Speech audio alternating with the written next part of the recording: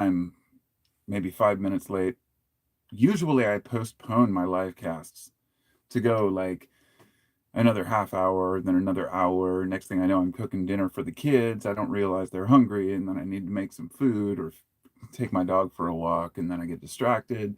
Then I decide not to make a live cast at all. But here I am. I've made it. It's another Sunday. And for anybody who's watching this later, which I know most of my subscribers will watch this later because everybody's got their different schedules.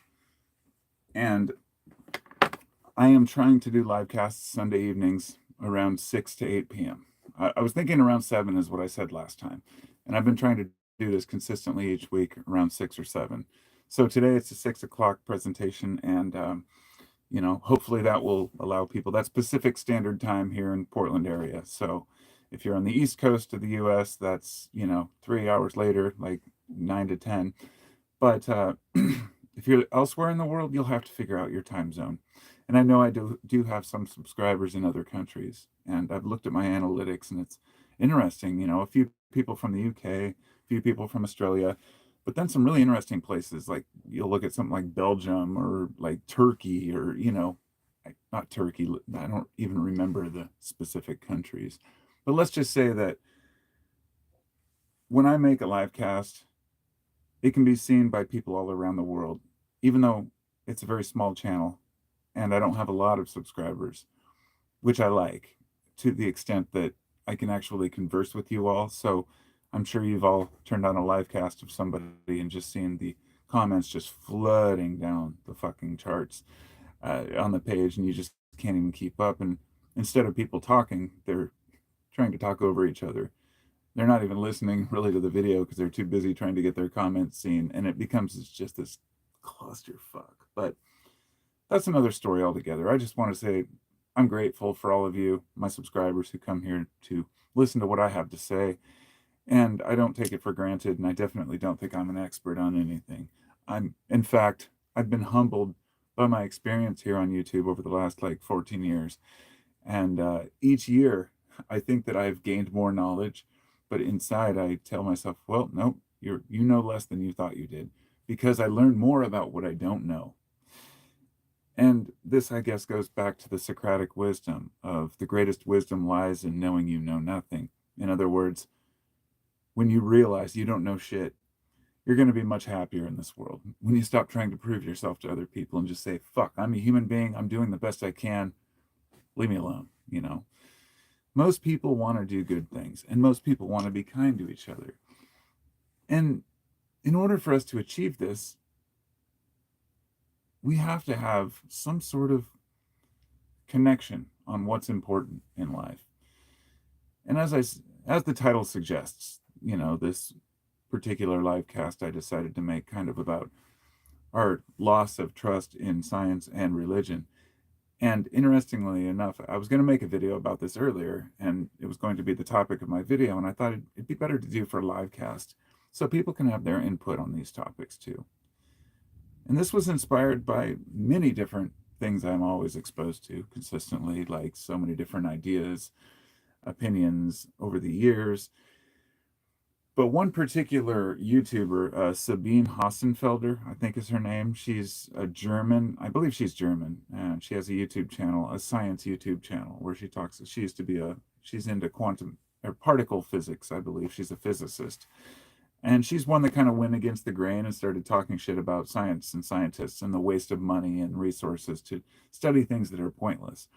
But anyway, I unsubscribed from her probably, probably 6 months to a year ago, because I just got sick of. She found a way to make videos talking about controversial topics that were way out of her league, and like it was this kind of like, okay, kind of stay in your lane thing, because a scientist knows what they know, but she was talking about topics that were really hot button issues as an authority. Like, for example, she was a particle physicist talking about trans rights, things like that, and taking kind of a right wing approach to it, and it was just a bad look. So anyway, today one of her videos came across in my feed. It was in my recommended list. I'm like, oh, cool. I haven't seen her in a while. Checked it out, and it was it said an email that I was asked not to share, something like that. Kind of a clickbaity title, but I looked at it anyway.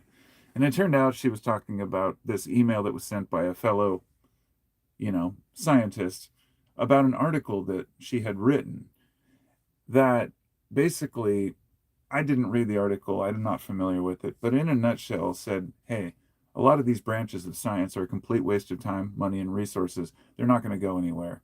We're talking everything from the smallest, like theoretical physics, all the way up to particle accelerators. I mean, we talk about the most expensive things humans have ever done. Building particle accelerators, there's a reason why the project was abandoned. We have one in Texas, I think it is, if I'm not mistaken, that was never completed because it was just too expensive and we didn't see a return on it.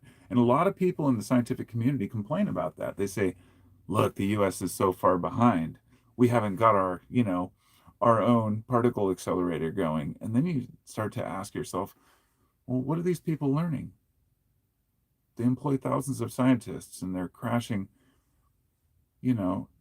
particles into each other. How does that help me? How does that help anybody? And they say that it might bring breakthroughs in energy, and that might be true. They say that it might help us understand the universe. Yeah, it might be true, but who gives a fuck? Like, how much money do we want to pour into somebody's analytical version of where the universe came from and exactly how many years old it is?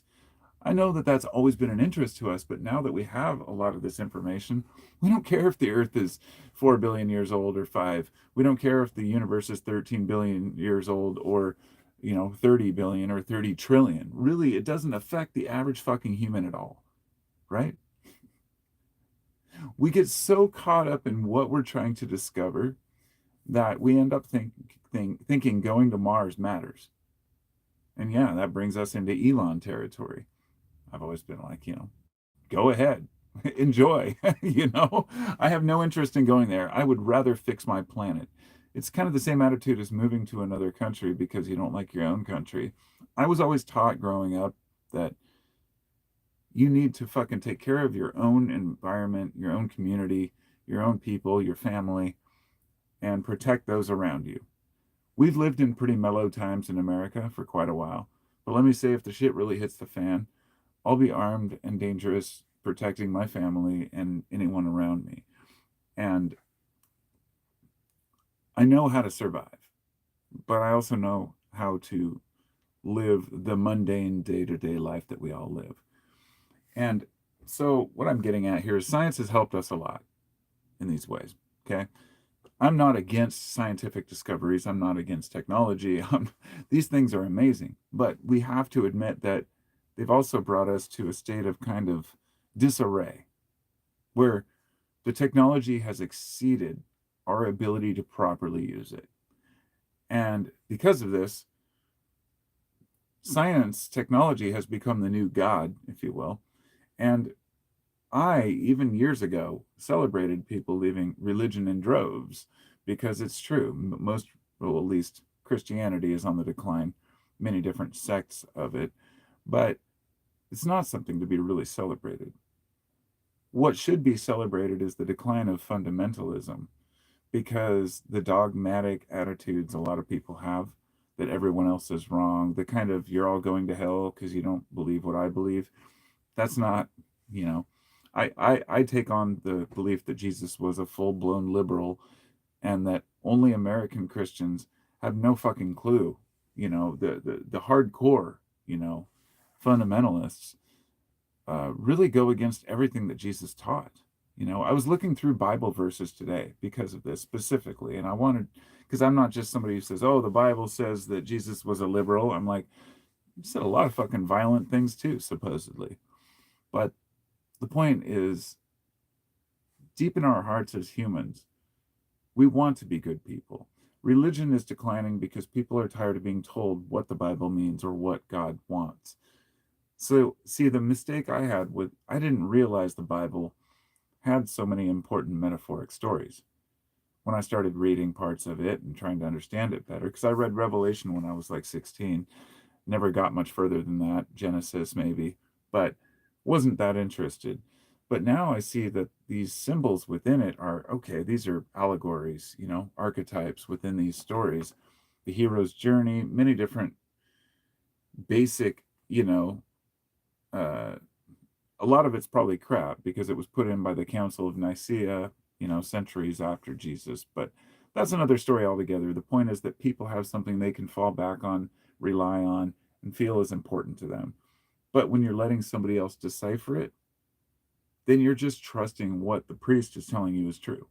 The same way that in science, we're just trusting what the scientist tells us. So we have science communicators like Neil deGrasse Tyson, probably one of the most arrogant, egotistical pricks I've ever seen in my life.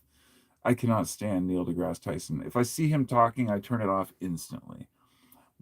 Was it always this way? No. I used to love watching science shows with him in it. And I liked watching Bill Nye. And I liked watching Michio Kaku. And I even watched Ancient Aliens back in the day with the Giorgio Tsoukalos with the famous hairdo. But let's just say that I've always been into science. I'm a science nerd. I love the shit. And I want to understand more about it. I want to know why people do what they do. I want to know why the earth does what it does. And science is a continuation, at least chemistry, that branch of science, is a continuation of alchemy. But all of this is meant to lead back to the same place as alchemy. Alchemy was never about metals, it was about alchemical nature of the heart and the soul and the mind, finding God, finding truth, understanding yourself. Sounds cheesy, but it's basic, like life, what life's about, in my opinion. Finding your own version of God. Once you do, you're a happy person. People call that delusional. I don't give a shit. I really don't. Like, atheists don't move me at all. I was never an atheist, but agnostic. I said, well, I have to experience a direct connection with God, if you will. And those experiences have been stronger than the experiences I've had in this world. So, yes, I believe in God as a force.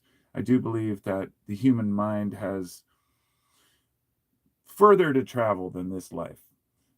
But do I believe we go to heaven in our bodies or anything like that? No. Floating on clouds, pearly gates, all that's nonsense to me. But I do believe that we have a larger purpose in this universe. Once you've had enough experiences that tell you as much, there's no point in arguing it. So, and I wish other people who claim to be religious could see that. Many of the people I've talked to who are self-prescribed religious folks that follow a certain doctrine, they're very intolerant to other people's views and versions of God or Jesus or Mohammed or any other, religious figure, to say, well, perhaps these are metaphors, as Jesus was Hermes Trismegistus, and also perhaps Moses even, and that these stories just morphed and altered over time, but they all carry these, these important warnings that have carried for thousands of years. Whereas scientists, at least in modern science, these are newfound fields. So they've quickly come into the limelight and then dismissed anything that was ancient.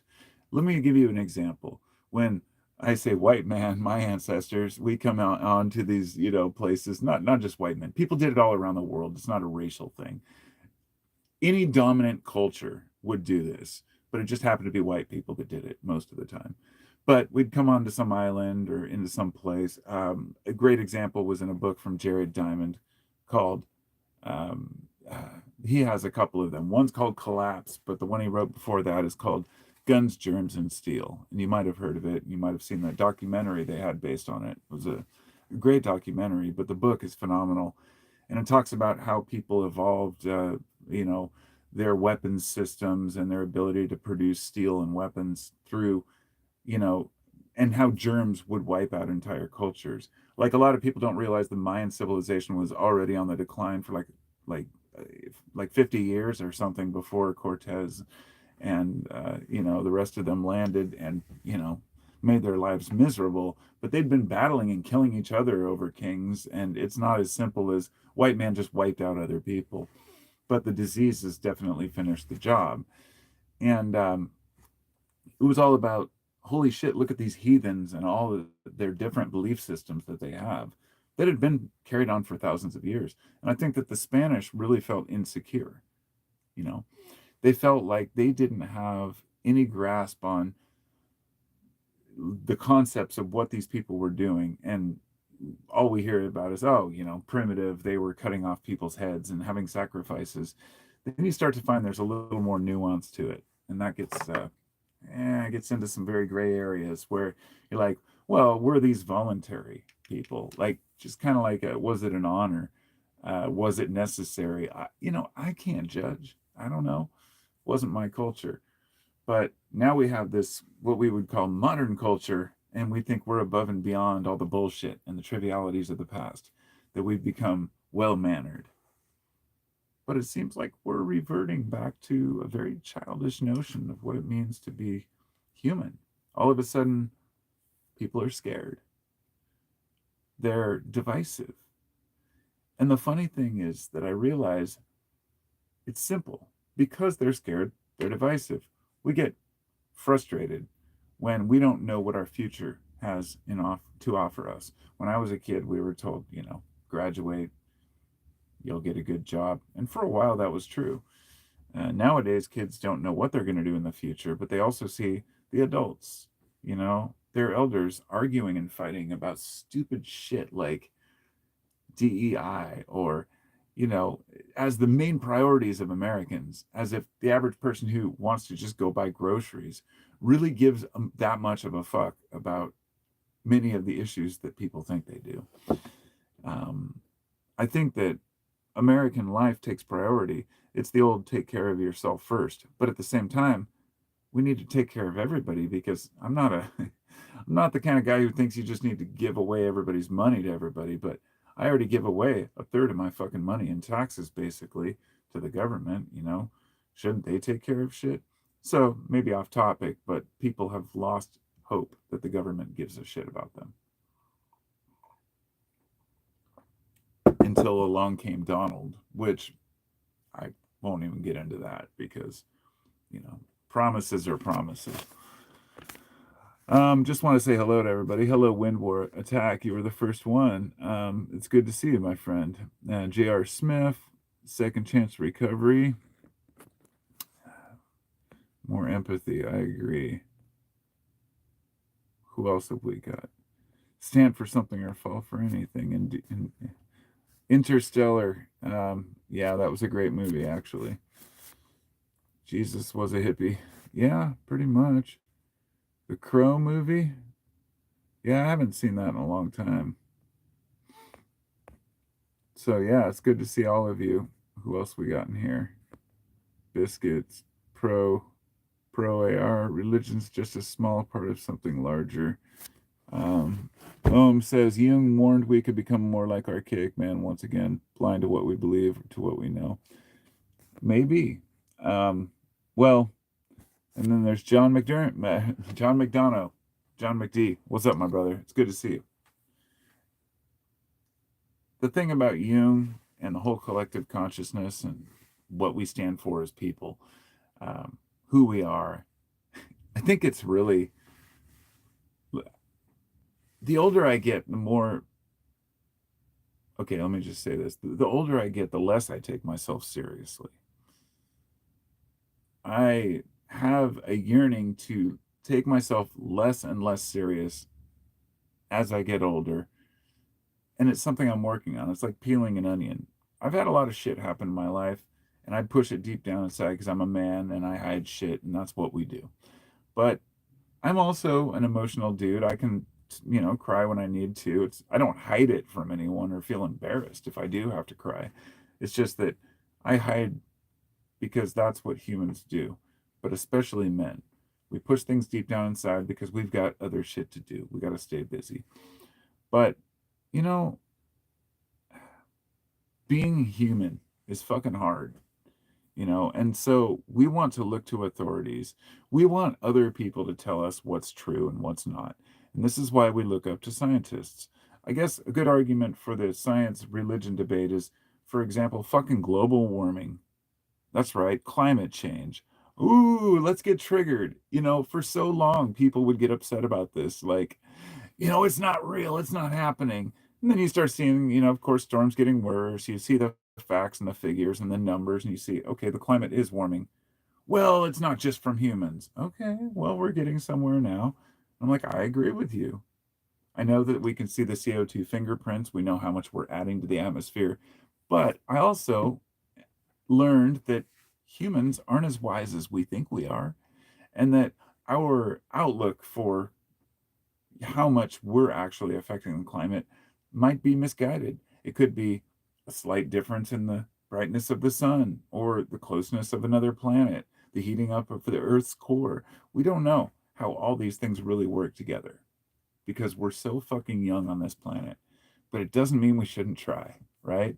So you got extreme people on the far, far right who are afraid to say anything that might support like clean energy, right? It's like the demon of the world. And then you've got others who say, we need to abandon fossil fuels tomorrow. You're like, what the fuck are you talking about? Like, we can't do that.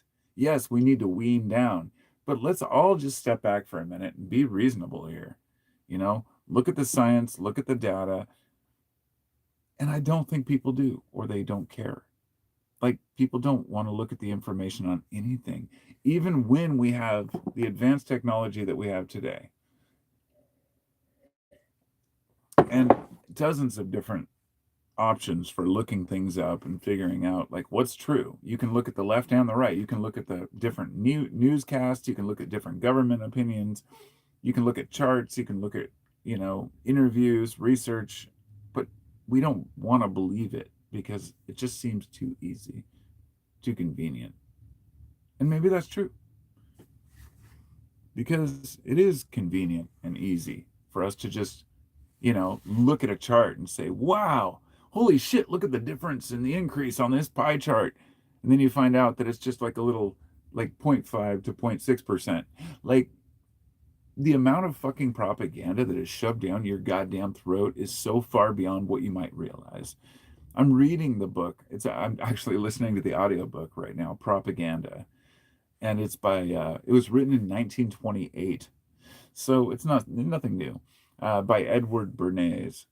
And Edward Bernays is considered like the father of propaganda. So he wrote this book in 1928, and it talks all about how to fool people, basically. This is how you get public opinion. And all leaders, I'm sure, up until the present day, probably still read this book. It teaches you basically how to control people's ideas and minds and win their hearts, minds, and souls. But he's the guy who helped to explain to these companies how to sell their cigarettes, right?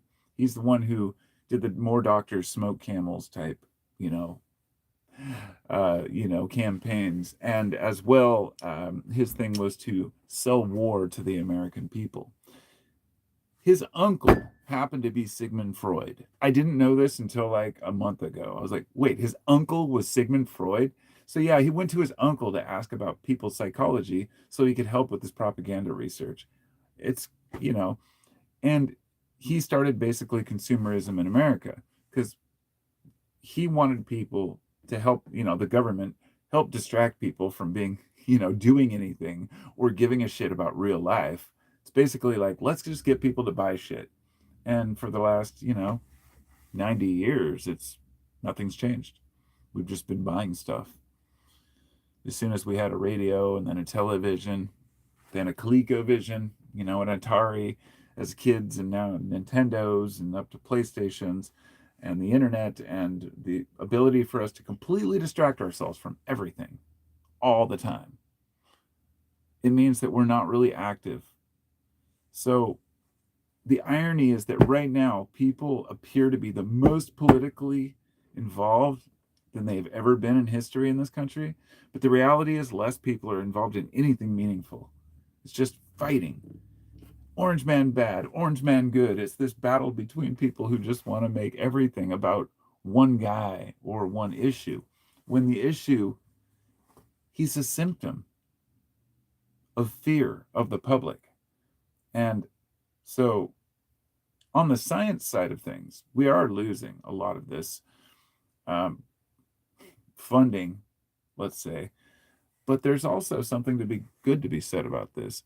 As I said in the beginning, there's a lot of bullshit scientific research, you know, billions of dollars put into research that probably won't benefit you as a actual American citizen that the government pays into. So if that fact can be cut, fine. Put it into science that actually benefits us, food research, things like this. Not to be harsh, but the argument that people will lose their jobs at particle accelerators isn't really justified to me. I got to say, people need to lose their jobs if their jobs don't mean anything. And this is a hard thing to talk about because I don't want anybody to suffer. I don't want anybody to lose their job. But if your job really doesn't do anything for society, I don't care if it loses funding because the funding comes from tax dollars. If you get private funding, that's fine.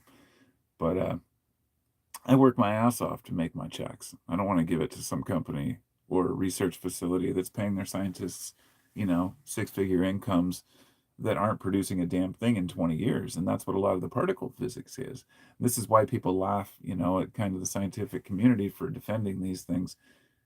And as I said earlier, that lady Sabine spoke up on it and she got flack for it. And this email she got was like, basically it said in a nutshell, yeah, we know we're wasting taxpayer money, but please don't reveal this to people because then we lose support. What the fuck kind of attitude is this? It's just the mentality of people sometimes is beyond strange to me. But it's called being human. I don't blame the individuals. They're just looking out for themselves. Unfortunately, means people like me just feel the need to call it out. Then you feel like a dick, and it is what it is, right? I guess it's the same way I wouldn't mind seeing, most of the church staff fired, right? We talk about these scientists that waste people's time and money. Well, what about the, priests, the pastors? I wouldn't say pastors, they're at least useful. Priests can be useful, but really, you've got chaplains that help people with death, and many of them aren't even religious. But the idea that you need popes and bishops and all of this, that, even Jesus, in the Bible, it says that, the the lowliest man is the same as the master. It doesn't matter. Wearing a hat doesn't make you special. But I only say that because so many people feel like they need the help of some authority to be in charge of themselves. I think that that's really such a misunderstanding. And especially men need to be more aware of how to think for themselves and look out for themselves instead of getting taken by all the bullshit in the media. Because it's getting bad. I mean, people are so easily fooled. They think switching sides is a solution. Like, you're going to find something by jumping to a completely different side. You should always be somewhere in the middle. Nobody's right or wrong. We're really trying hard to believe that people are right and wrong. I'm not anti-conservative. I'm not anti-religion. I'm not anti-liberal. I'm not anti-atheism. I'm pro just being yourself, and I believe that human nature is generally good. It's only when it's controlled by a few that it becomes a problem, right?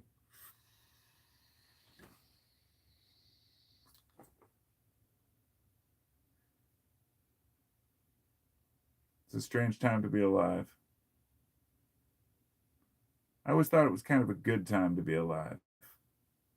Nowadays, it's just more and more frustrating. I want something simple. If I'd got my dream house 20 years ago, I probably could have pulled it off. But today, everything's got so expensive.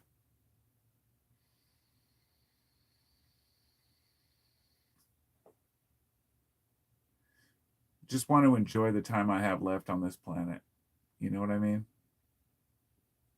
Not get wrapped up in political bullshit or arguments or debates or try to prove anything.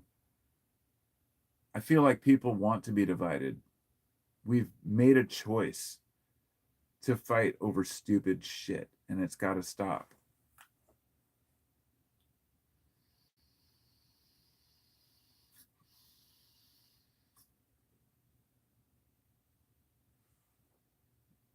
I don't want to hear it. I don't want to hear nothing about my bad habit. Okay? I started smoking when I was about 15. I smoked for 25 years, and I'm so glad I quit. But I've smoked for about, or vaped for about 10 years now, almost 10 years. And I told myself when I was 40 I was going to quit smoking by the time I was 40. And I did, quit before my 40th birthday. And I started vaping. Haven't smoked since. I'll be 50 this year in November. And I'm planning on quitting vaping in November. Get a beach house, have a huge fucking party down on the Oregon coast, maybe, or Washington coast, and throw my vape out into the ocean and let a turtle eat it, and get it stuck up its nose or something. No, I need to quit all my bad habits, but the truth is, I've been, since I was young, I've had my own addictions and compulsions. I mean, I've been a pot smoker since I was 15 years old, and I haven't stopped. I quit for like 2 years for probation. The minute I was off probation, boom, right back to smoking weed. I just smoke pot. It's what I do. I like it, but I don't smoke as much as I used to. For a while, I wasn't drinking. Then I was drinking. I never drank till I was in my like late 30s, early 40s. Then COVID hit, and it was lights out. Then I quit drinking again. Then I tried ketamine therapy for 6 months or something. That was great. Still have to write a whole documentary about that shit because I have a story about ketamine that is, it's so deep. I haven't even been able to talk about it. I made 2 videos discussing it. One of them is just on my Patreon page. I don't think I made any of them public, but there is one there if any of my patrons want to check it out. But hint, hint. But I don't have the balls to really talk about it yet. And there's multiple reasons. First off, I don't want kids to see it. My kids are 12 and 15. So very delicate ages, and I don't want them to be exposed to drugs. They are exposed to drugs everywhere they go. People talk about this shit all the time on the internet. There's no way to escape it. If you're raising kids today, there's no sheltering them. You've just got to educate them. And, I'm the hippie dad. Of course, I'm trying to educate them and be like, look, don't fuck around with this shit. Don't take pills. Don't do powders. If you don't talk to your kids about this shit, somebody else will. And it probably won't be a person who gives a shit. It'll probably be the kind of person who wants to give them something. So, yeah, it's very difficult to be a parent today. So, trust is lost everywhere, not just in, science or religion, but also in kids to their parents and the parents' judgment. Kids think they know better because they read the internet, and the internet knows everything. And I think the hardest part is living in a time when intellectualism is extremely frowned upon. And this isn't really anything new if you look back, but there was a time when America was kind of enlightened. And maybe this was last century or 2 centuries ago, but there was this idea that having knowledge and wisdom was a good thing. And now today, I feel like people just don't care anymore. They don't want facts. They don't want figures. They don't want charts. They don't want numbers. They want to believe what they want to believe and leave them the fuck alone. It reminds me of that old saying, if I can remember what it is: don't bother me with the truth. I've already made up my mind. I don't know who said that, but it's been, for 20 years, I've been saying that. Don't bother me with the truth. I've already made up my mind. So, yeah. If people are fed enough propaganda, they stop believing everything at all. Don't you dare eat from the tree of knowledge. You might actually learn something, my friends. The world would be unrecognizable. I'm going back. I'm reading the comments now, just so you all know, because I got all of a sudden I'll start mumbling and saying weird shit and putting my finger over here. That's me flipping through the comments. If people were open-minded, who we got? Belta Sarah. If I say the names wrong, sorry. I'm getting older. My glasses fucking don't do the job, and I'm just, trying to read the names. 3346. If people were all open-minded and being fair-handed with each other and only looking at reliable, replicatable data for conclusions while saying "I don't know" for everything else, If only, right? That would be nice. The world would be unrecognizable. Yeah, that okay, so that's where that one came from. Absolutely. Atari 2600. You know, it's funny. I had this Atari. It was from the Olympics in 1984. It was an Atari. I think it was it a 2600. I don't remember, but I sold it. I got it at like a Goodwill, and it was still in the box with the foam and everything. But yeah, those old games are fun. Most studies and research today is a waste and often unrepeatable.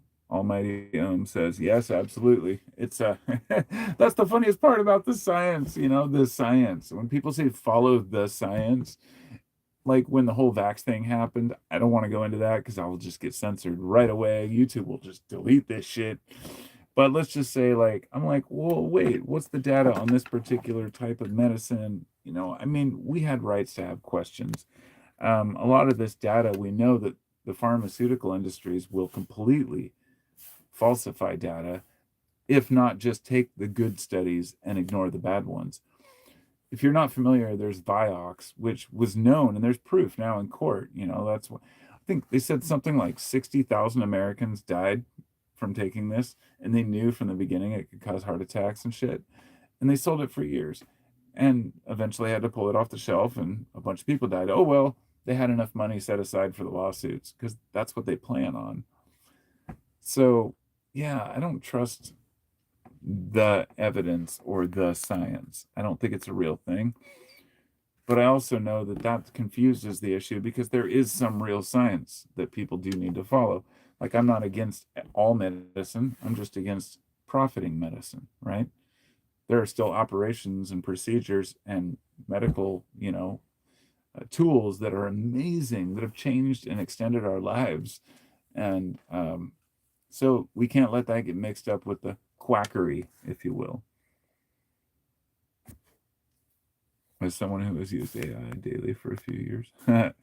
Yeah, I actually downloaded a DeepSeek the other day. I've been playing with that. I'm like, I just find it the funniest thing that the US really thought that China wouldn't beat us at AI. I'm like, you're fucking stupid. You're underestimating this country at every turn. We're sitting here fighting about our president. They're over there unified. It doesn't matter whether you agree or disagree with them. I mean, I wouldn't want to live in China. I don't like authoritarianism. But at the same time, we're the same way here now, right? So it's kind of like one guy trying to run the whole show, but he's doing a horrible fucking job at it because he knows nothing about anything. Um, yeah, in China, they have, you know, a lot of advancements that they're going to have over us in the next several years. AI has become pretty crazy out there. Who's this? We've got Pep Rex. I might try to tune out of the news and politics for a month and see how I feel. This is a good point, my friend. I want to make this clear. You should all do that. I should do it too. So I told my brother and my friends before the election, I'm not I stopped watching any politics in like the whole year of 2023. When 2024 hit, I just continued it through the year, even up to the election. And what I said was, I'm not going to talk about politics till after the election. And I did. And now it was funny because my brother and I were arguing about this earlier, and he was like, he's like, you said you weren't talking about politics, and I'm like, I know, but it's just funny now, like watching all this shit unfold. And I have strong opinions about, I think, human needs, human values, what it means to be, you know, a good person on this planet. And I will stand by those forever. They never go away. Caring about others, understanding other people, not putting other people down. Therefore, Trump stands against all of my values, but I understand why other people like him. So you can't hate me for not liking him. In other words, don't blame the messenger for how my heart speaks to me. I don't like a person who puts other people down. I try not to do that. The only people I've ever put down are people who I feel are abusive to others. And that's kind of a revenge petty thing, maybe. The way I talk about him is because of the way he talks about others. Same way I feel about Elon Musk. He's always calling people names and being harsh to people. And so, you've got these two richest guys in the world, at least one of them. The other guy just, they both play a good game. Neither one of them have ever really created anything. They hire people to do it for them. And hey, that's genius. Look, I'm not envious because I wouldn't want to play the game that way of life, but if it works for them, that's great. But there's no reason that earns respect. Actually creating something with your hands, like doing something, isn't something these people understand. But we're living in a weird time, and I really want people to be able to see through the politics and have hope for the future. Not think we're totally doomed. It's just another evolutionary step in mankind. It's entertaining. It's fun to watch. It really is. Because we learn more about each other, by paying attention. Ah, blessed man, it's good to see you, my friend. He said, what about the effects of cannabis on basset hounds? That only cost the taxpayer 4 million. The funny thing about that is that there are a lot of things that we pay stupid money for. One good example is like even rat massage, things like that. And when you see it on a headline, it seems like a huge waste of government money. And then you find out that it actually is beneficial to help humans in some way. It's hard for me to gauge it. I don't know what's right and wrong.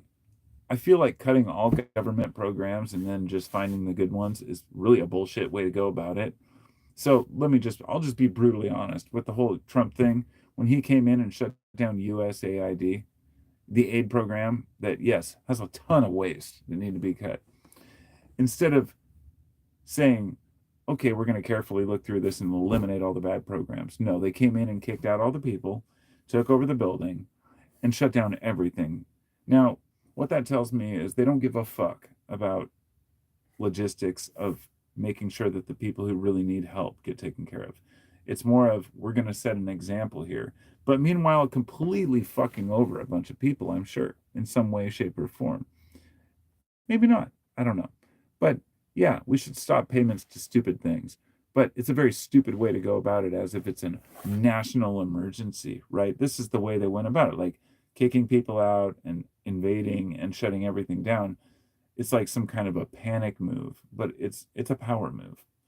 And I don't know why I'm even explaining this, because people will agree with me if they agree, and if they don't, they'll think I'm just some libtard that doesn't understand how things work. And go Trump, he can solve all our problems. I'm not here to debate who's the best politician. I don't care. In fact, people will bring up all the shit Biden did and Obama, and I'll say, I agree. I agree. I'm tired of politicians. I'm tired of any politicians, in Washington being involved in my life out here on the West Coast. We don't need them. That's fine. If they don't want to give us fucking aid because we're liberal states, how about Oregon and Washington and, California? We band together as kind of a West Coast entity, and just stop sending taxes out to the federal government and just take care of ourselves. Let me just say, a lot of those, quote, red states would suffer immensely, because most of that money that goes to help people comes from blue states. And it's fucked up, because I'm not a Democrat, but I feel like I have to defend the left all the time, because I am a liberal. But I'm more of a classic liberal. Like, I'm not a Biden or Kamala supporter. I'm the kind of guy who really has my own opinions on things. And when they fucked over Bernie and there was no primary, it's like, okay, I'm done with these people. I had hope with Obama, but it went nowhere.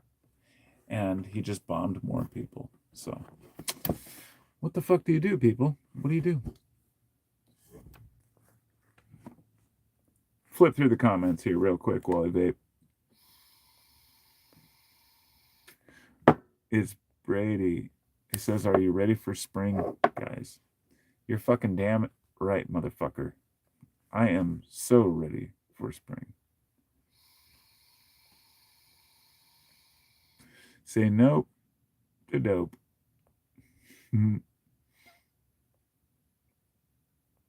March 20th. Wow, spring is really on March 20th? You're right. Holy shit, dude. Yeah, it's coming up in like a month. This is fucking awesome. I'm really stoked. We just had a bunch of snow in Portland, and It snowed for like one full day. Gave me a couple days off work. I basically had the last week off of work because of various things. I was sick one day, there was no work one day. I've been having problems. I'm a carpenter, but I do like remodeling and I have to deal with the customers now. My boss basically is just like, you deal with the people. I'm like, I hate doing that. That's why stopped working for myself because I don't like dealing with the customer. I just want to be told where to go and what to do. It sounds weird because I am an independent person, but when it comes to work, if it's my own job, I can do it for sure. But I like it when, if I'm getting paid as an employee and I'm not getting like $100 an hour I should be getting, like if I went out as a handyman tomorrow and started working, I could make 100 to $120 an hour as a custom carpenter handyman because that's what people charge if they're, experienced and, but I get $40 an hour, which is still really good money. I'm not complaining. I, I earn it. I work hard. I fuck my body up, but um, you know, it's experience. 20 years of carpentry on and off. I took a lot of breaks. Maybe 10 full years of doing construction, but enough to know, a lot of finished work. I did a lot of custom cabinets, things like that. So I don't know where I got into my own like carpentry. Ever hear of the Club of 300? No, I haven't. California is the fifth largest economy. They can secede and still survive without the rest of the country. Yep, you're absolutely right. That's what I'm saying. See, that's what I'm saying. It's California is,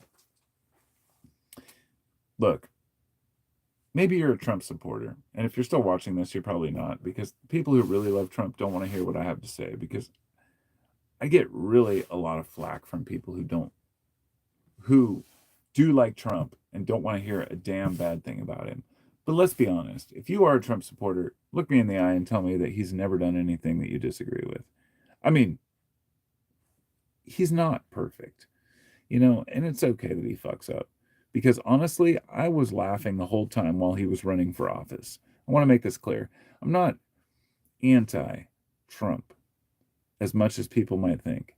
I'm just anti ignorance, being unaware. Like, for me, he's a wild card. That's what I've said the whole time. For the last year, I said he's a wild card and he's going to win the election.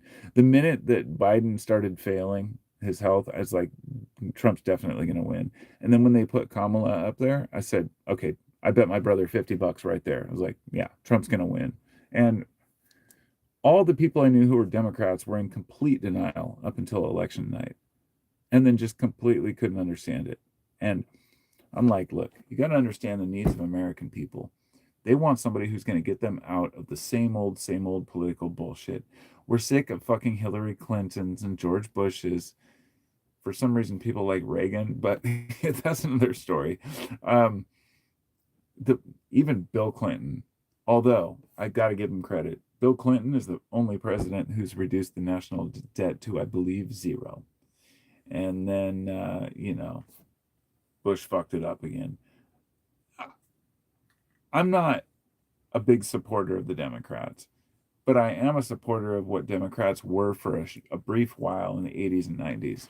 That they actually had some balls, they stood up for things, and even with the PMRC, which is, I don't want to go there.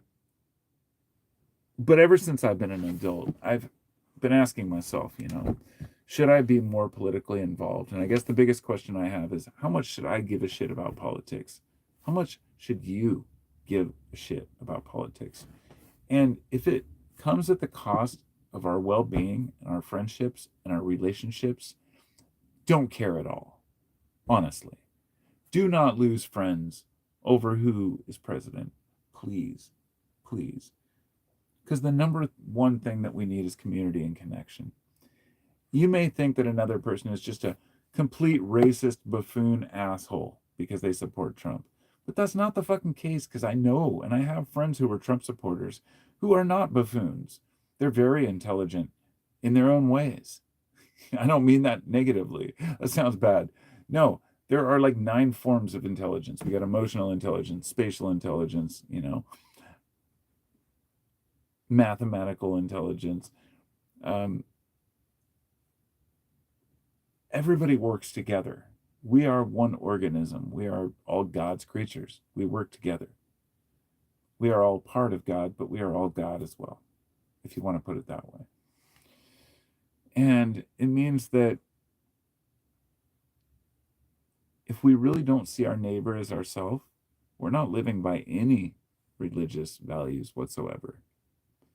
And I feel like people have let go of that. And if you let go of caring about your neighbor, if you let go of even forgiving those who have trespassed against you, then you're lost in this world. There's so much negativity. We don't need any more of it, you know? And you live with your own heart. And if you have a dark, hateful heart, if you're angry, you have to come to terms with it on your own. But that doesn't mean that everybody who supports one side or the other is hateful. Some people are. There is the hardcore MAGA crowd who just thinks everybody else is the source of their problems. Okay. The people who, you know, in day out wear the MAGA hats, make racial comments, try to incite, controversy because it gets clicks, it gets ratings. I see right through that shit. And it's sad because if there wasn't a financial incentive to just talk shit about people, nobody would do it because it's not worth the time. But when you're getting paid, it's very hard. So a lot of these pundits just want to say bad things about the left or the right because it just keeps the profits going. And these news outlets are as useless as many of these particle accelerators I was talking about, or the bishops and the popes and the Vaticans that hoard all this wealth that could be distributed to the people because Jesus taught to take care of the weakest. Jesus said it's easier for a camel to walk through the eye of a needle than for a rich man to get into heaven, yet the Catholic Church is the richest entity around. Maybe I'm being a little bit cynical, but don't I have a right to be when there's so much wealth flaunted when so many people need help? And yet people still think that the problem is immigrants, you know?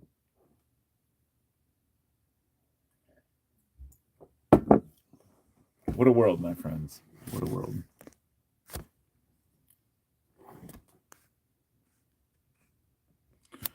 $40 an hour is impressive. Well, not really. I live in Washington State, so our minimum wage is like $16, I think, 15.50. I get $40 an hour because I have an attention to detail and I found just the right job that paid me that. The last one was like 32. You know, I wasn't cool with that. So Wind War says I'm more leaning to the Republican side, but Trump's out of control ego has always cracked me up and scared me at the same time. But it's needed for projection of strength at this moment. And Brady says amen. Okay, so I would like to challenge that opinion. And I'll do so respectfully because it's a difficult one to tackle and disagree with. Okay, so I won't say I'm leaning Republican. I am a classic liberal by all means, but I do not believe in stripping wealth from some to give to others. I don't believe in forced removal of wealth. Okay, but here's what I have an issue with: the wealthiest people in our country forcefully remove the wealth from the taxpayer. An example is Elon Musk. One of the agencies he shut down is currently having 35 investigations into his company. One for, I think, for Starlink and one for SpaceX. Now, I've always been an Elon critic, even when he was a liberal. I've said this before, but I don't want people to think that I just hate Elon. I'm not a TDS guy. I'm not a hater of Trump. In fact, I kind of laugh. Like, he's a funny dude. I'm like, this guy's fucking hilarious. But at the same time, I'm like, okay, the president should be a little more serious, right? And Elon has I just hated this guy. Not hated him, but despised him, I guess, through history. Like since way back when he started calling people names, and he called that cave rescue guy a pedo because he didn't want Elon's submarine, which wouldn't have worked in this tunnel to save these kids. Elon has a huge ego problem, and he's lied about so much. His tunnel project, how soon he's going to release this new car, and then he finally releases something of his own, and it's a complete piece of shit with recalls all over the place that rusts. A stainless steel bulletproof truck that rusts and doesn't make it through anything important. Like, it's just the perfect example of Elon.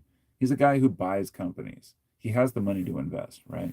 So, not to get off track, but I'm all for something different. I'm all for change in the government. If we got the little guy in there to actually make some changes, people who knew what they were doing, because there are some very talented people out there on the left and the right who could go in there and actually analyze all this shit and figure out how to fix the government. But no, we sent the richest man in the fucking world in, who people claim has autism, whatever. The whole point is, or Asperger's, whatever it might be, whatever excuse he has for a Hitler salute, which was so obvious to me. I just gave up. I realized when people denied what he was doing there with the salute, that's when I gave up. That was the breaking point for me. I realized I'm never arguing about this again. It just doesn't matter. I'm done. Like, if you cannot admit what you see in front of your eyes, it gave me an understanding of the psychological games people are willing to play. It was so much worse than I thought. So I don't deny that Biden was mentally incapable, right? I mean, being left leaning, I've never denied that the left has fucked shit up. But today, for some reason, Trump and Elon are like these perfect people. And I just don't get it.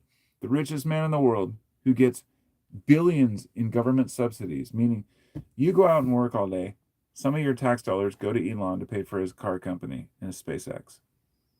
And then he sends rockets up in place where he's not supposed to, says, well, fuck the government, fuck your regulations. And meanwhile, we're talking all this shit about immigrants, but Elon is a fucking immigrant.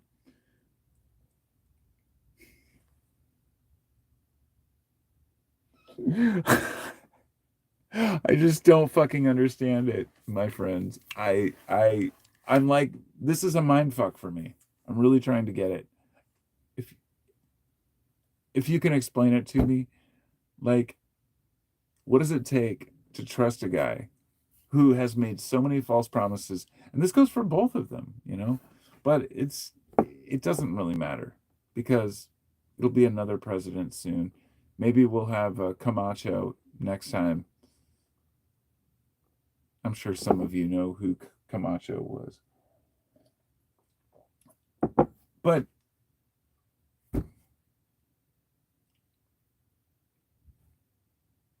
how have we let America fall so far?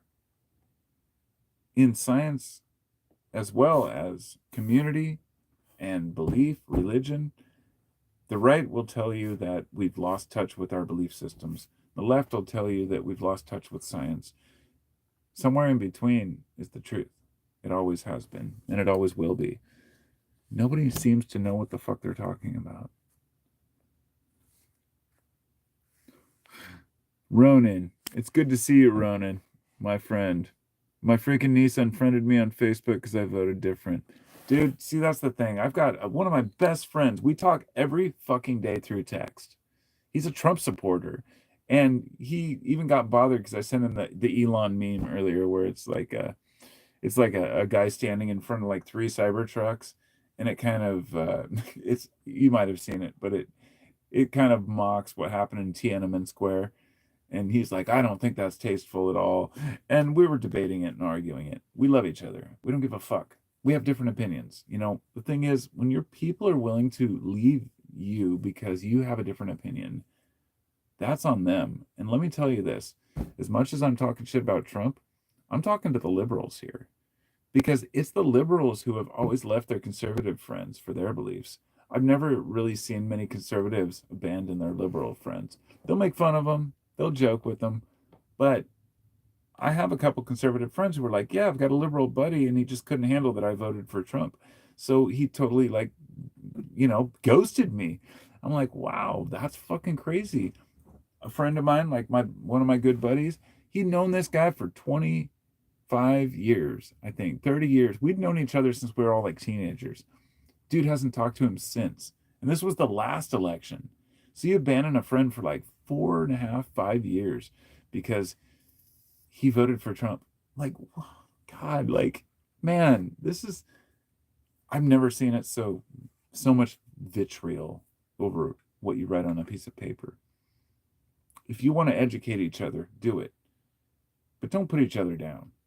Don't make people feel like shit because they voted differently than you did. It goes for everybody, and liberals should be fucking ashamed. And I'm not talking to the classic liberals like myself. I'm talking to you fucking wannabe young liberals who think that you give a shit about the country, but you're really making all real liberals look bad by thinking liberalism is like communism. It's all the same, but it's not. It's not at all. It's a completely different mindset. You've got to be cautious. Liberal means you're, you know, keep that balance. You're not just like, yeah, all government programs are good and let's just give money endlessly to these programs. No, I understand why conservatives have concerns about certain programs, gender studies, things like this. It's not that they're bad, but you got to be able to justify them, justify to the taxpayer they're worthy. And so, you know, the idea that people want to like on the far left have gone to the point where they want to say, well, yeah, I'm a communist, I'm a Marxist. Shut up. You just make everybody look dumb. Nobody needs to be a communist or a Marxist or a racist or, any of these isms in this country. And just be a fucking American. Be yourself. Find solace in community and people who give a shit. But also remember that how you treat your neighbor is how you're treating yourself because we're all one and the same. And man, I gotta take a leak, so I'm gonna be back in like 1 minute, dude. I can't help it. I can't. Gotta go pee.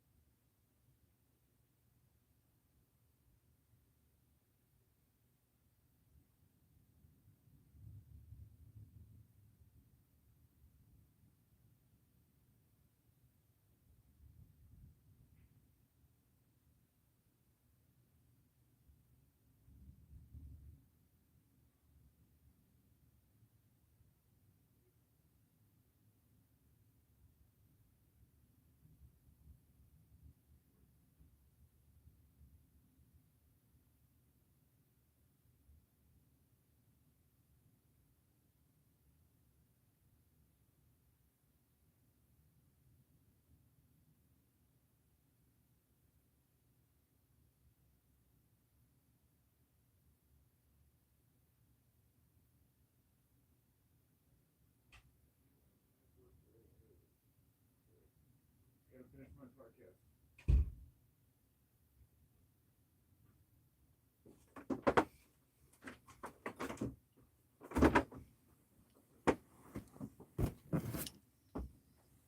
you guys are all still here?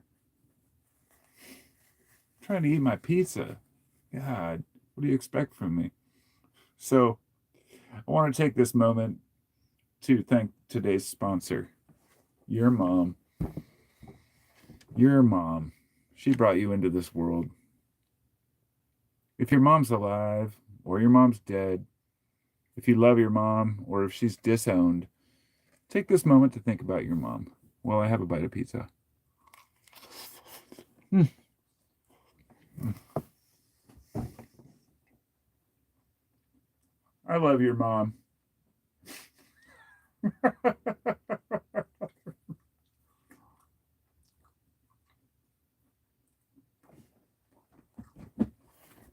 As many of you know, my mom passed away last November.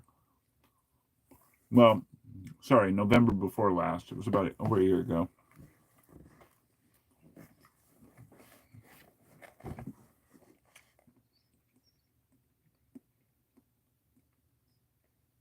It got me thinking about ceremonies in society.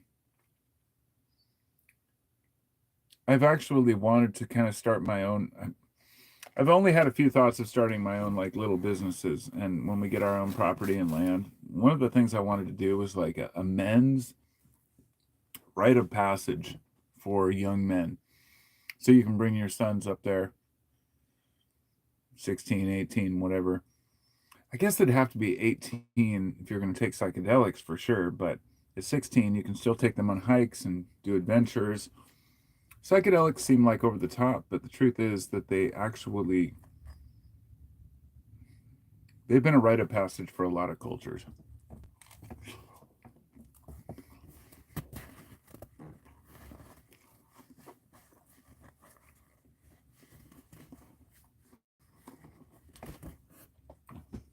Peyote for the Mexican area down the south. Certain psychedelic mushrooms, South America, and LSD for those damn hippie Americans.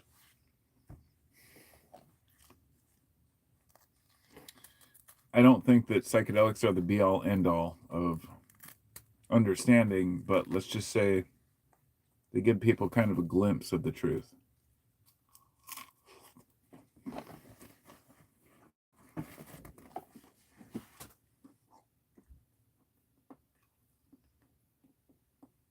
It's been a long time for me. Well, 6, 8 months, I guess, maybe. But sorry for eating. I'm just very hungry, and it's been like over an hour, so I'm almost done with this little piece of pizza.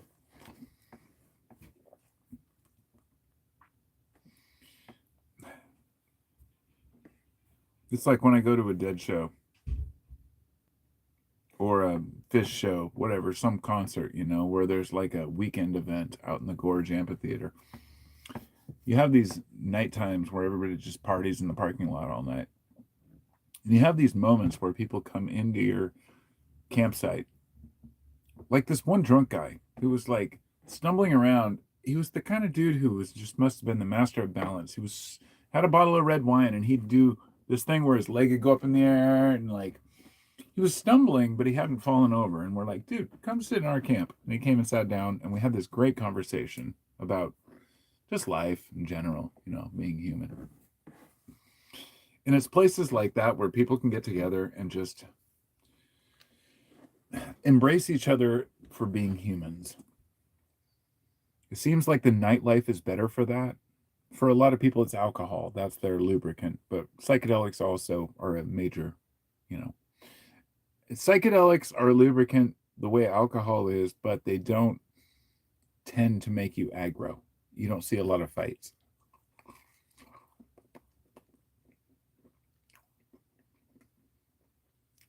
And it's not that you need drugs to get there, but you kind of do sometimes.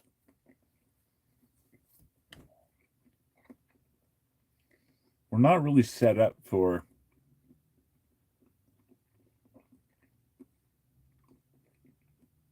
understanding each other sober.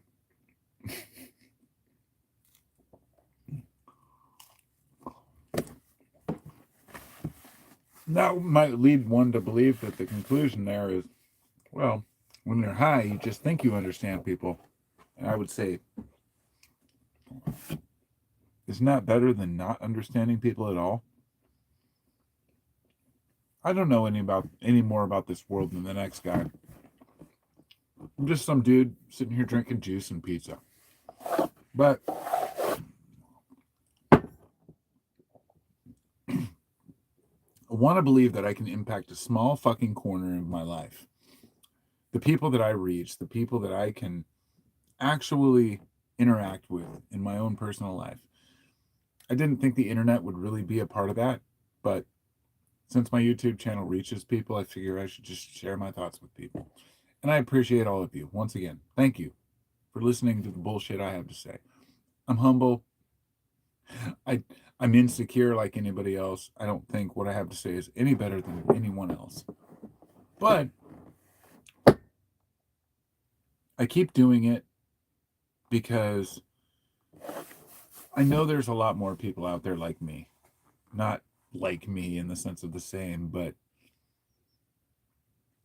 that want the same things: truth, equality, justice, fairness, honesty, kindness, just being a good human to each other. It seems like such a simple thing. And that doesn't mean that you have to ignore the hard times, or when you had a lot of adversity. Let's say that the times are lean, you don't have enough food. Yeah, fuck your neighbor, take care of your own shit. But when things are good, take care of each other. It's that simple. It's not like you have to always have all or none. You can take care of people around you without inconveniencing yourself as much as people make it out to be. This is why it's so lame when people say shit like, oh yeah, we're going to deport all the immigrants and that's going to solve all of our financial problems. Like, you tell me how these things are going to get to the taxpayer. How is the average American going to benefit from any of this shit? You've got tariffs and deporting immigrants. Immigrants work in all these fucking different industries, making beds and hotels to fields, right? Make any justification you want. Fine, get rid of every immigrant in this country, okay? And then how is that going to affect production, right? Then put tariffs on all the other countries, all of our neighbors, Mexico and Canada. How is this going to benefit the average worker? It's not. It might benefit short term some American companies because they can charge more for their product. But more likely, they'll have to fire people and people will lose jobs. I had to look up historically to understand tariffs, how much they've actually benefited this country. And overall, they fuck over the average person, you and me. If you're an investor in a large company in the US, maybe it's different. If you got stock, you may be supporting it. The tariff's great. It's going to make my company, be able to charge more. But that doesn't benefit America. That benefits individuals who have investments. And that's not the average American. See, I have arguments with friends of mine who have stocks, and I'm like, I don't give a fuck about your stock. I care about the average value of American dollar and how much we earn wage-wise. Because good for you people who have extra money in stocks. But it's just like I don't have any sympathy for it because I have none. I think that that's where we went wrong, is giving a shit about fucking Wall Street or Bitcoin or anything else. It's not about the coin. It's about, there's a lot of Bitcoin fanboys, don't get me wrong. If I would have invested early, sure, I'd be rich. But if I would have invested when it was high and sold when it was low, I would have been broke. You just never know. And everybody has the right to be skeptical about investments. I don't think investments should be something that are recommended by the average American. So what I'm saying is that we've been convinced that investing your money in other shit is the best way to get ahead in America. Instead of just saying, you know what? If you work hard, we should pay a livable wage to where you can move ahead. It seems so simple. People don't seem to get it. Because America is based on capitalism and profit. So It's the country I grew up in. What can I do about it? Amanita muscaria extract drops, says Windwar. Holy shit. Really? They've taken the place of benzos in your life. Oh, God. See, that is okay. You've got to send me more. Windwar, you've got to send me more info on these. Okay, so ketamine has been an antidepressant for me for a long time. Amanita muscaria contains muscarine and muscimol, and I know that there are certain extracts that are very similar. They're, considered to be dissociatives, but in small doses can be an anti-anxiety or anxiolytic. I really want to know more about what brand that is, so I have to check that out. What are your thoughts on smokeless tobacco use? Oh, and thanks, Kapooks, for the love for my mom. I appreciate that. I do. I know you're against smoking tobacco, but what are your thoughts on smokeless tobacco use? Oh, I think it's great. I mean, my wife was taking those Zins for a while. I think that they're, way better alternative to smoking or vaping, right? Got my little shit on my lanyard here because I'm a fucking addict. I want to know more about the Amanita. Wind War. I hate fighting. I can fight, but I hate fighting. It really blows. Love is a much better feeling. You're damn right. Ah, Kevin Casey. That's my homie. And the reason that deporting illegal immigrants helps the average American is because you don't have non-citizens using up resources and committing crimes. Well, you should know, Kevin, that on average, statistically, immigrants commit much less crime than white Americans. This has been shown over and over. But on top of that, um, you don't have to worry about the jobs and shit like that because there's plenty of jobs if people want it. But the unfortunate thing is that most people don't want it. But when you say using up resources, I assume you mean using up money. The problem is that if you look at the numbers of how much immigrants get and the amount of money that's spent on them, billions of dollars. If you look at one payment to Ukraine or Israel, you find that it really doesn't, it's a drop in the bucket. And you look at the national debt and you say, well, Trump promised, this last time, let's say, he talked about the national debt. Trump actually increased the national debt last time he was in office, but now he's complaining about it. And I'm open-minded, but I've found that many of the policies that he claimed to be fixing right now, even some of the executive orders he's signing, are actually against bills that he created. I saw him on a newscast the other day, and he was saying, yeah, we have this trade deal with Canada. It's a terrible, terrible deal. And then somebody fucking went and showed how the last Trump administration, they're the ones who made that deal with Canada. So he made a deal 5 years ago. Now he's talking about how horrible it is. And it's cool because Americans forget. I get it. We all forget. We don't all know the details. But, when you've been lied to enough times, it's not like he doesn't have people around him that can show him that he's totally full of shit. He just doesn't care because most Americans don't care. And if we're not paying attention, then, we're going to get taken as complete fools. Now, I'm definitely not I'm not one of those bleeding heart liberals who thinks that we need to let everybody in this country. I had a discussion with somebody the other day somebody I know, I'm not going to go into it, who I was like, you're really for open borders. And they were like, yeah, all around the world. And I was like, but that's impossible.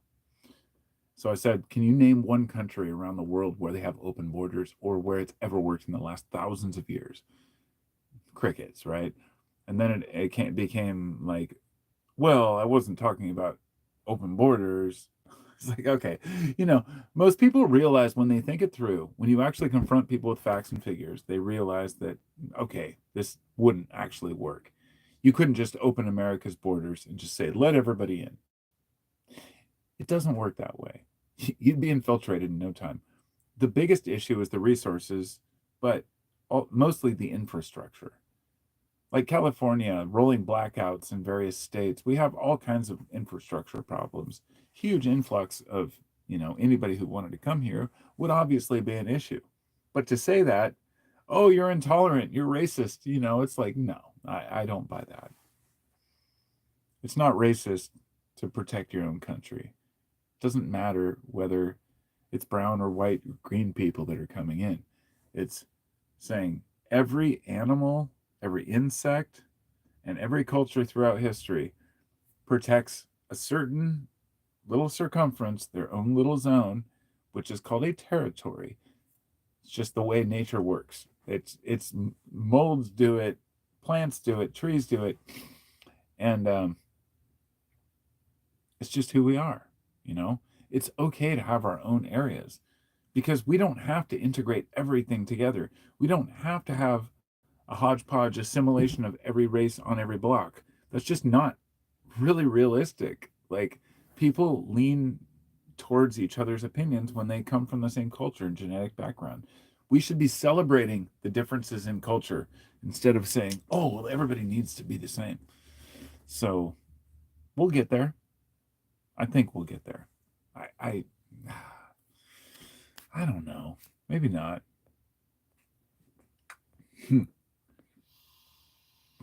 Yes, when war, exactly. Tariffs equal zero. And that's the problem. It's always just a retaliatory tariff. It doesn't go anywhere. $6. $6? That's pretty good. Free shipping up to $50? No way. Okay. Well, here's the thing. I live out here on the West Coast and we have a lot of Amanitas, but I know that there are different breeds and I don't know which one's the best one. But I might end up going out and just picking my own this year. Riso art. Riso, the guy who just commented, Riso art. You should check out his channel. He sent me this, or sold me this painting of the skeletons. This one here is from a different artist. It's like a blacklight one, but the skeletons Riso sold me. God damn it. It's like a $200 picture. There we go.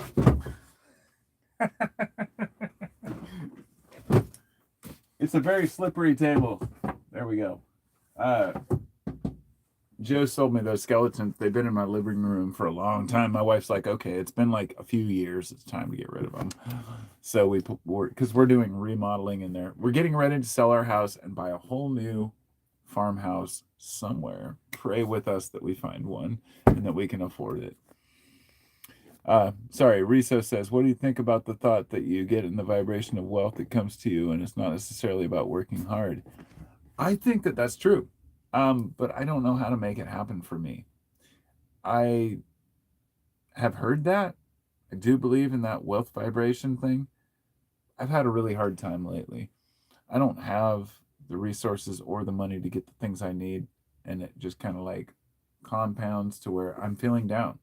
I don't want to go to work. I can get up in the morning. I can do the things I need to. But on my days off, I've been slacking, watching Netflix, not doing anything productive. I could be creating something artistic, working on, getting my house ready for sale, but I just have a really hard time doing it. It's been a struggle for me for quite a while now. And I'm trying to overcome it. But I do think that if you get in that vibration of positivity, things will come to you.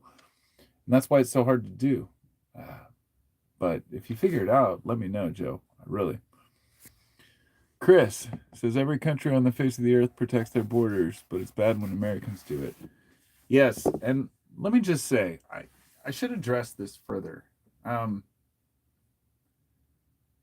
Protecting your borders is essential. However, to play the devil's advocate here, as a liberal myself,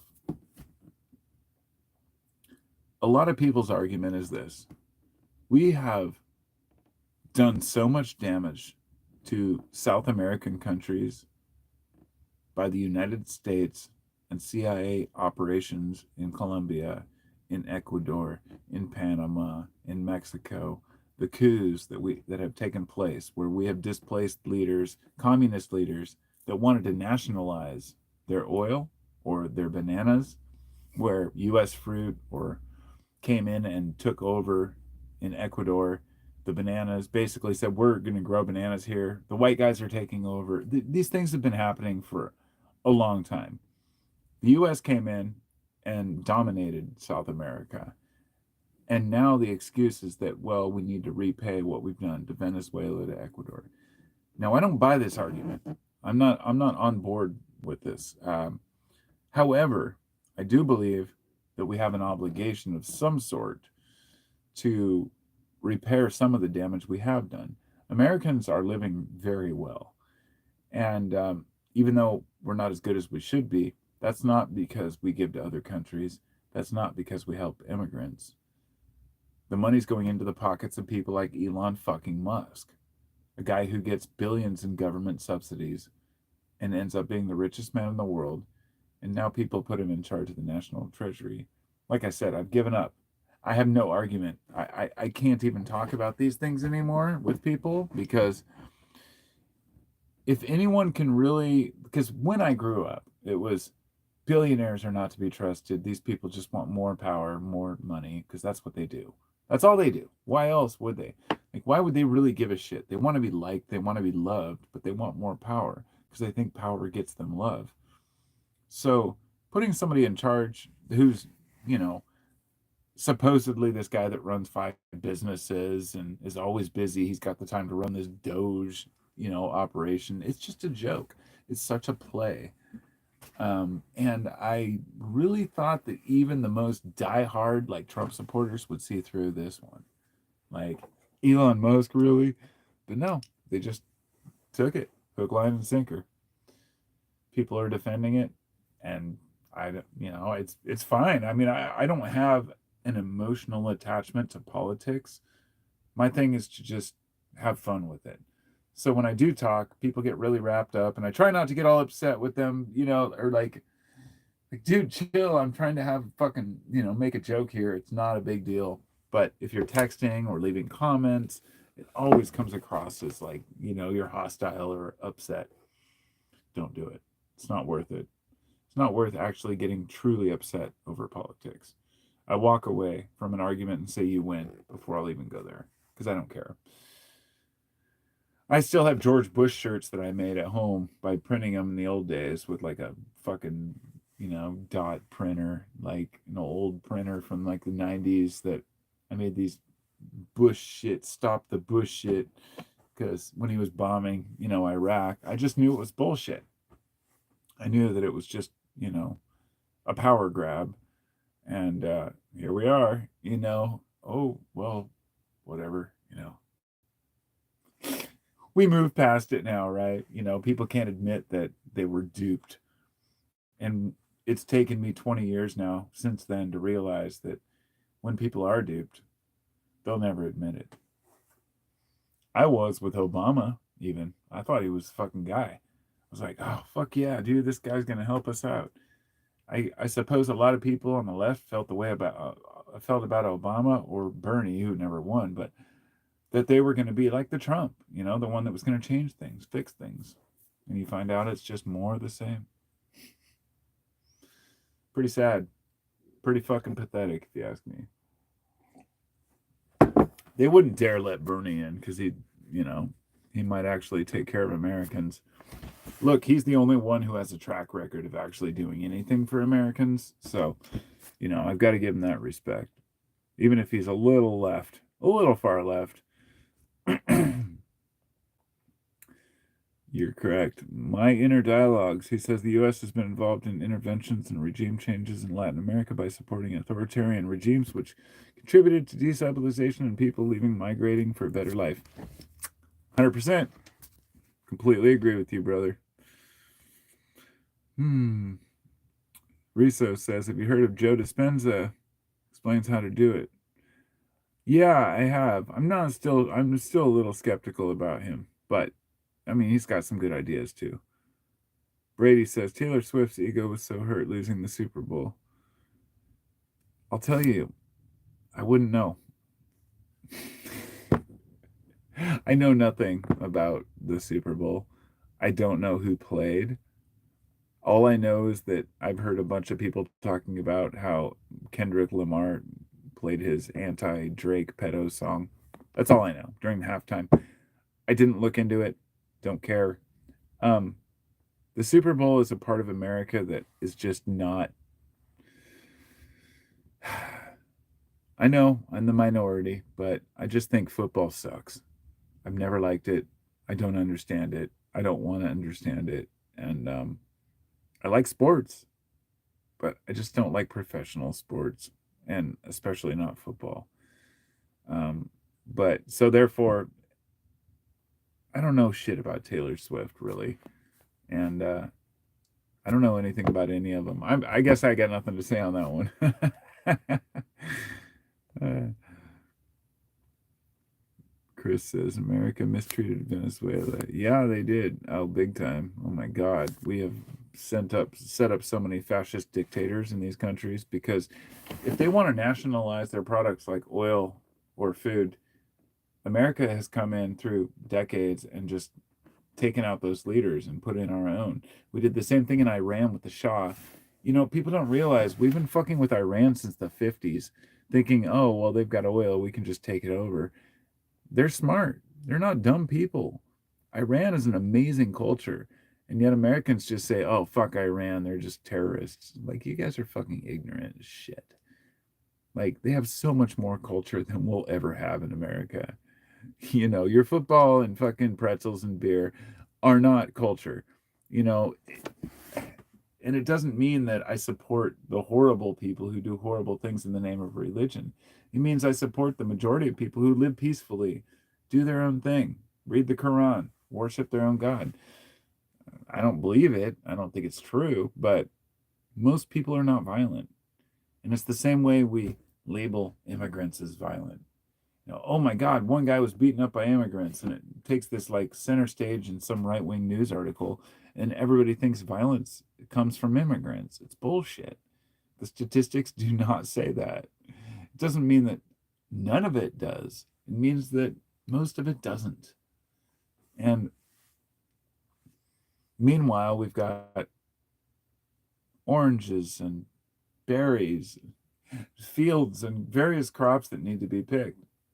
I guess you can go automate it eventually when you got the right tools for it. But for now, Mexicans do a lot of the fruit picking.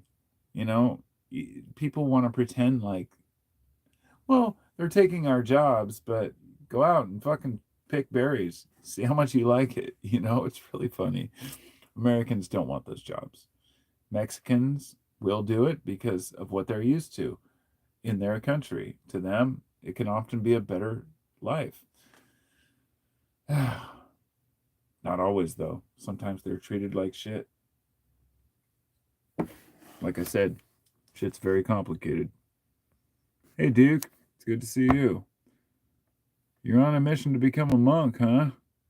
Man, that's wild. The monastery's near Portland. Hey, that's pretty fucking cool, dude.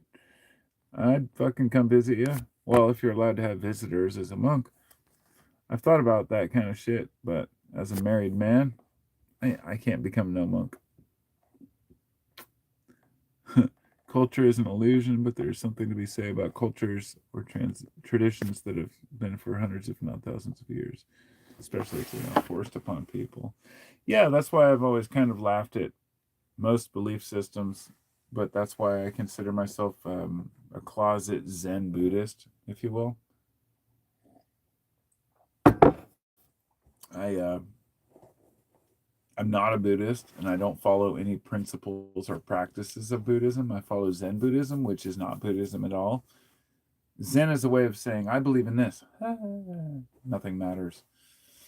And I'll say this, a person who has the time to be calm, maybe you can go live in a monastery if you're single, you know, you have the opportunity to do that. But right now I have kids I'm raising, and I have for the last 20 years, 25 years. And so I'm learning a lot about myself through raising my kids, but that's my path. And when I get older, my wife and I are going to have a totally different life without kids around, right? And that's the thing. It's about shifting your perspectives and being able to adjust to new realities. So you might go live in a monastery for a while and you could learn a lot about yourself. Or maybe not. And maybe you'll have to try another one. And but Duke, I hope it works for you. I really do. That's fucking dope. I I have mixed feelings about monks. I mentioned this recently I think that for a while I was saying that going and being a monk is extremely selfish. And I still stand by that. It is. But it's selfish for the sake of helping others. Or rather, if it's selfish for the sake of helping others in the long run, it's a good thing. If a dozen monks go up and live by themselves in the hills and never commune with anybody in the city, right? That's different than a monk in a local chapel or somewhere where they talk to other people regularly. I think that the monk that goes and hides away is a coward, that they can't handle being a human or this incarnation.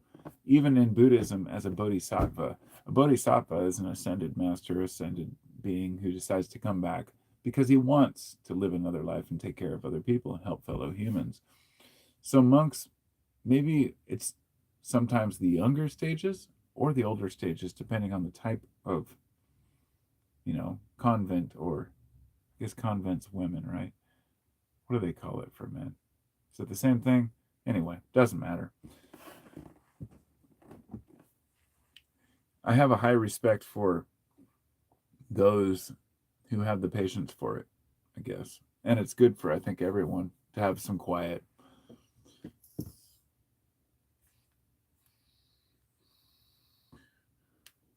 As a Portlander, though, I'm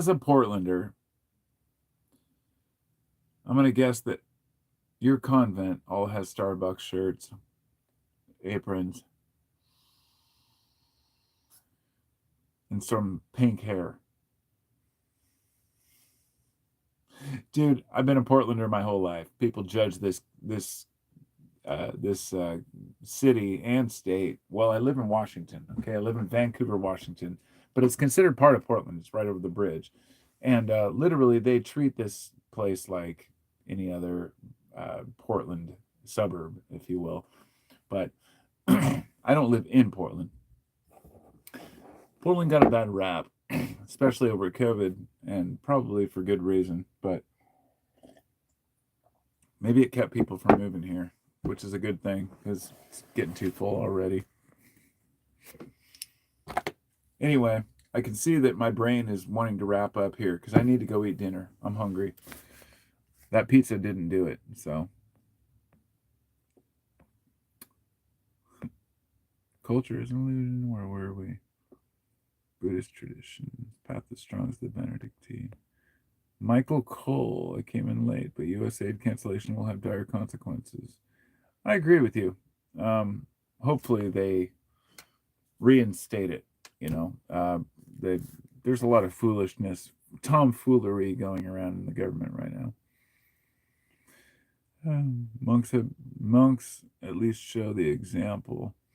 Well, I would agree with that, dude, except monks don't have kids. And that's the thing. That's the only thing I never got to that point, but monks generally live in their own heads. Okay? I'm not dissing you. Don't get me wrong. That sounds dickish. It's not a bad thing because somebody needs to do it. It's the same way a psychologist needs to go into their own head. It's the same way that an artist needs to go into their own head. You're doing it for your own reasons. I'm just saying that it needs to be shared with others somehow. Otherwise, it doesn't have value, in my opinion, in the sense of eventually, I'm guessing you use that to help other people, which is a good thing. I was thinking of Tibetan monks, the ones who go way up and never interact with anybody. But even they have people who come up and visit, so that's kind of different.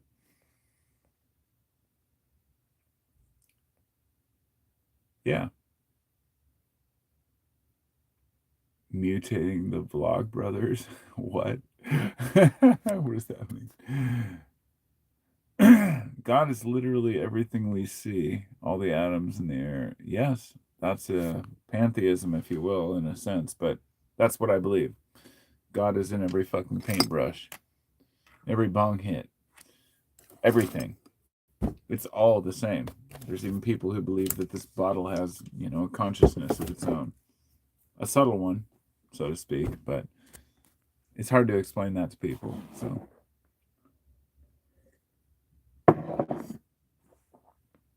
You might be right. Let there be light.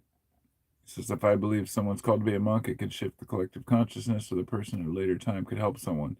You're correct. It could be. It could be interacting with karma in some way. I definitely wasn't dismissing it. I was just saying how it comes across, like to general society. I guess maybe because so many people are having such a hard time. Old school pedigree that should be respected could be wrong. Oh, very possible. I agree with that too. I have no idea what anybody's path is in this world. I think that the message I was trying to convey there is that if our long-term goal is to help other humans, my belief is the best way we can do that is to lead by example. So a person hiding away in the mountains, if they come back down and share that knowledge with other people, that can be a good thing, or lead by example. Because I believe that we need to look up to others as role models. And unfortunately, the people that want to share their values with you as role models are usually the people who you shouldn't follow. I'm not going to name names, you know, but politicians and celebrities aren't the ones we should be looking up to. But it's kind of the world we live in, so I really don't know. I really don't know. Duke says, I think you need to see the inverse that having kids or a wife is limiting spiritual development, even if that's unsettling. Oh, no, I totally see it. No, I agree. But without me having kids, people like you wouldn't exist. I mean, this is just simple math. The most spiritual beings on this planet are the ones with children, in my opinion. They're the ones who are producing the new generation who can become monks. This is what I'm getting at. I don't mean to come across harsh. I'm saying monks don't have kids. So there ain't going to be no more monks without people like me. So my path is my path. Your path is your path. But it's not hindering spiritual development. Having kids is the most spiritual thing you can do in your fucking life, brother. And it will teach you the most patience and humility you'll ever have, and then you won't need to be a monk anymore. I mean, that's the way I was, because I used to want to go up and be a monk, and that's what I'm saying. The kids taught me that everything I need is right here. I don't need to develop some spiritual truth or godly truth to find myself. Like, I'm just fine the way I am, and it's a beautiful thing. So no, kids aren't limiting my spiritual belief. They actually are my spiritual truth. So you know, I get what you're getting out there, but I don't buy it. And you know me. I mean, I've known you for a long time, so I'm trying not to be insulting here, and definitely not trying to dismiss your path.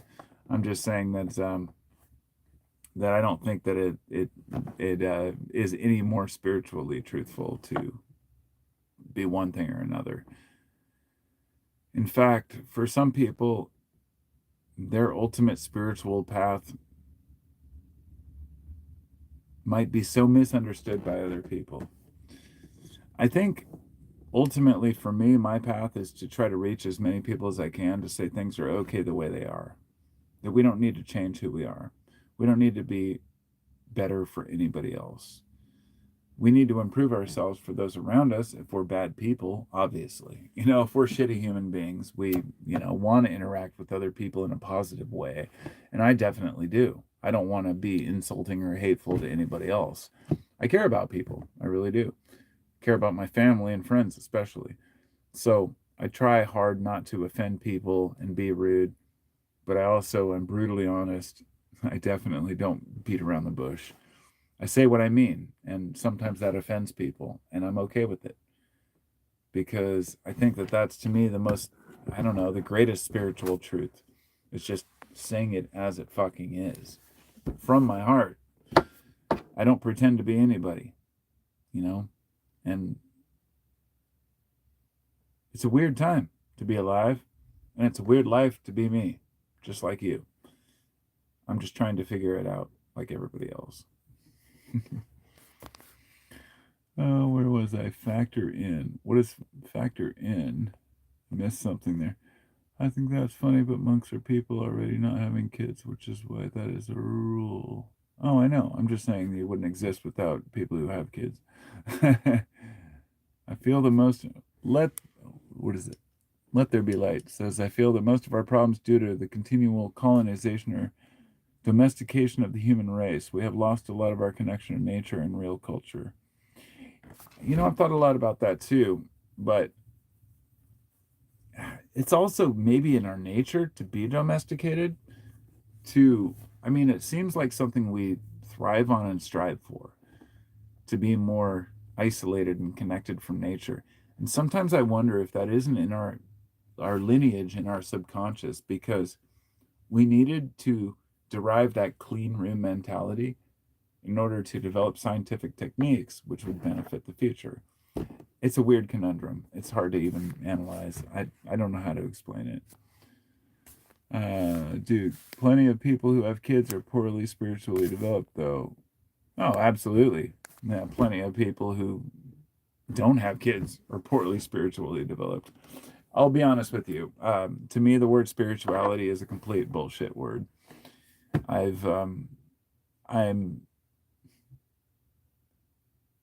I'm not opposed to anybody else's path. I want to make that clear. I'm just thinking about, to me, okay, so I've had a direct connection with God, right? In my own way. The things that I read about in like biblical texts and spiritual books, I haven't talked about it. I haven't made a video about it. I have no interest in doing so.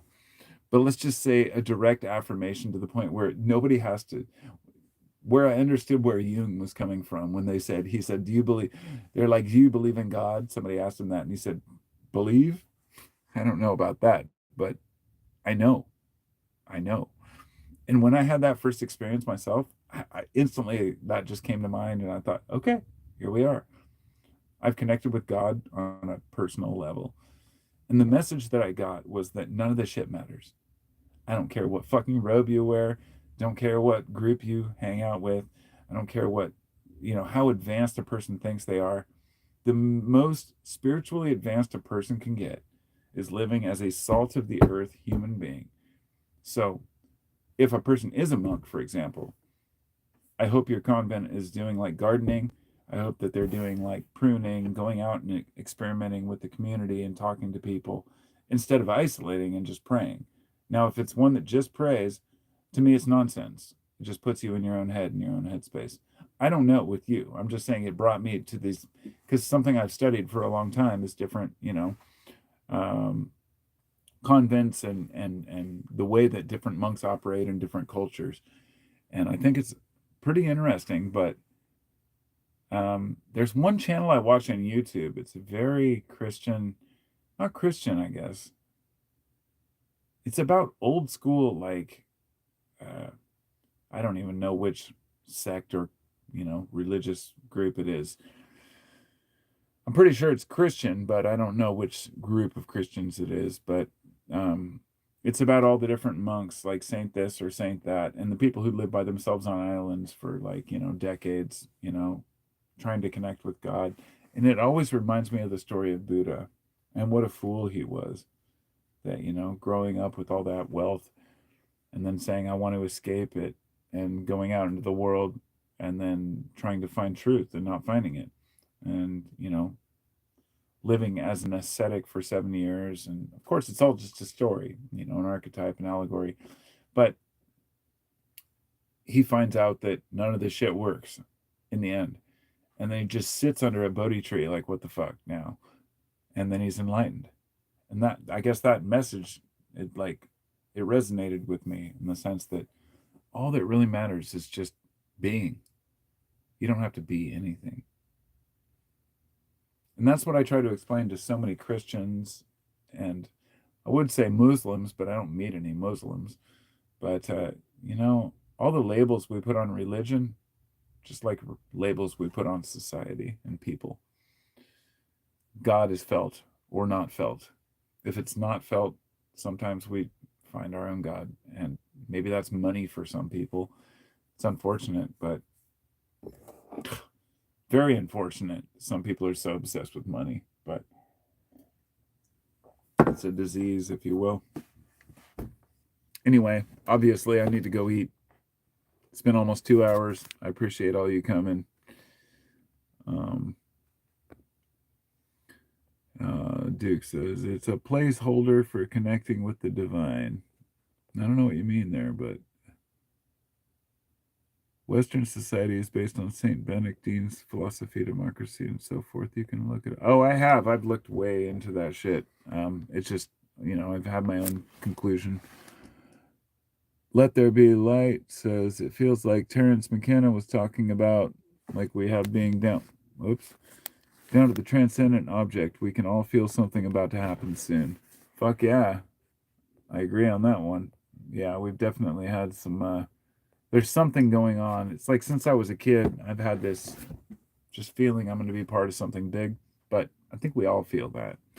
Something in our lifetime, something that will be bigger than us. And so, yeah, for me, it's always been about just being myself, being a human, trying to be cool with people, not be an asshole. And I love you all, and I appreciate y'all for coming. Make sure you hit the thumbs up and all that shit. Since nobody's donated any money. No, I'm kidding, of course. I don't expect money from my channel. I'm going to earn money through going to work tomorrow. I have to get up early and go to Portland and go work in downtown Portland and cut a bunch of plywood and put it up on this planter. And I'm not looking forward to it. It's a restaurant, but they're fortunately closed on Mondays, so at least I have all day to work. But it's going to be raining. It's going to be cold. It's going to suck. But much love to you all, and I'll see you next time. Next Sunday around 6 or 7, so peace, you all. Carpo, you've already done something big. Your channel has helped us all for years. That's all I can do, man. I'm a professional, sit behind the camera and do nothing guy. I appreciate you all, too. I'm going to be honest.